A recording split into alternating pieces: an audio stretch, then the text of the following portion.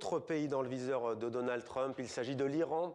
L'Iran où la contestation se poursuit. La police a annoncé une campagne d'arrestation. Selon un décompte des médias officiels, 12 personnes ont été tuées depuis le début du mouvement, 15 selon des militants des droits humains. Le récit de Mevalo.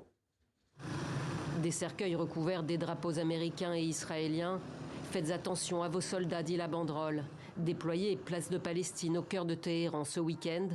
Malgré cette mise en garde du régime des Mollahs, Donald Trump a de nouveau menacé dimanche de frapper l'Iran et Benyamin Netanyahou a porté son soutien aux manifestants. Les actions ou déclarations formulées par des personnalités telles que le Premier ministre du régime sioniste ou certains responsables américains radicaux concernant les affaires intérieures de l'Iran ne constituent, au regard des normes internationales, rien de plus qu'une incitation à la violence, une incitation au terrorisme et une incitation au meurtre. Les manifestations se sont poursuivies ce week-end. À bas le dictateur, scandaient ces manifestants samedi soir dans la capitale iranienne.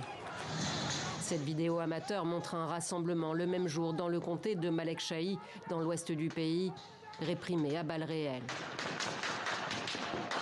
Dans une allocution télévisée enregistrée, le guide suprême a affiché sa fermeté.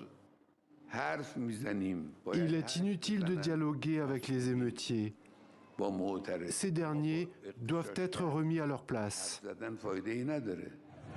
Avant qu'il ne prenne une tournure politique, le mouvement de contestation, né dimanche dernier avec la colère des commerçants de Téhéran, dénonçait initialement l'hyperinflation et la cherté de la vie. Alors, tout en accusant les ennemis de l'Iran, le pouvoir promet une aide mensuelle de 6 € pendant les 4 prochains mois. Il s'agit d'un crédit. Il est uniquement destiné à l'achat d'une série de biens et vise à réduire la pression économique qui pèse sur la population. Le salaire moyen en Iran est de 170 €. Afin de calmer la grogne qui a gagné une quarantaine de villes, le régime joue aussi la carte de la répression. Le chef de la police a annoncé une vaste opération d'arrestation. 12 personnes ont été tuées selon un décompte des médias officiels.